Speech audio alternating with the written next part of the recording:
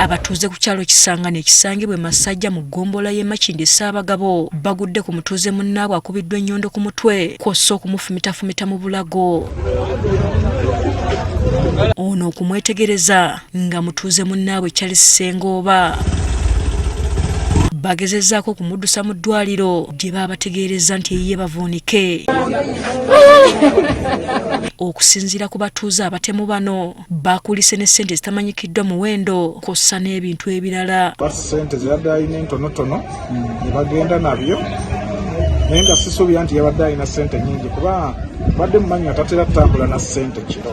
Omwezi gumu omusajja waakusa tusaawa 3 ne bakwata omusajja ne bamugirira wali oli baamugira wali ku mwala. Akazibu kituyina ak'abaana bakolokole. Abaana bakolokole no tebasulayo bava Katwe bava Nabisaalu bava Nsambya tetumanya abaana gye bava naye nga be bajja ne bakola eno obufwe. Abatuuze olunwe balusonze mu bavubuka abaana enzaalwa z'oku byalo. Abasinze otusibako embeera be batuuze bennyini abalina abaana nga tebakola tebasoma ate banyirira baba ne ssente. Wano waliwo guruupu eyali etwala puleeti z'emmotoka nga bajja motoka ogitadde awo ne bagisumululako namba puleeti ate amazima ga Katonda n'obakubira essimu ne bakugamba genda ku tooli ya Peter. Ne ngamba okubanga toyina mulimu tekitegeeza kulumba munno omutte. Kati oluzzizza omulambo gwabwe waka babadde bateekateeka kuziika ate poliisi weetuukidde ng'egubasaba.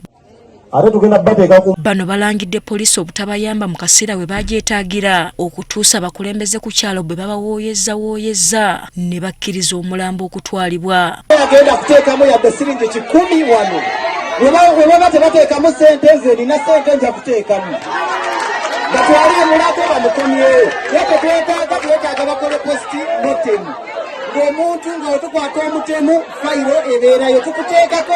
Kati abatuuze baagala ebikwekweto by'ebyokwerinda biddemu ku kyalo kyabwe. Bwe kiba kisoboka bakuŋŋaanye nga dda bwe twakolanga joint operation. Twakolako joint operation ne komanda yali Katwe. Bakulembeze tugenda kukolera wamu okulaba nti mu Kisangani bakakasa myezi 2 wagenda kubaawo enjawulo. Omulambo gutwaliddwa mu ggwanika e Mulago okwongera okwekebejjibwanga n'okunoonyereza bwe kugenda mu maaso. Asfa Nanvuma, Agafeeyo ku Spark TV.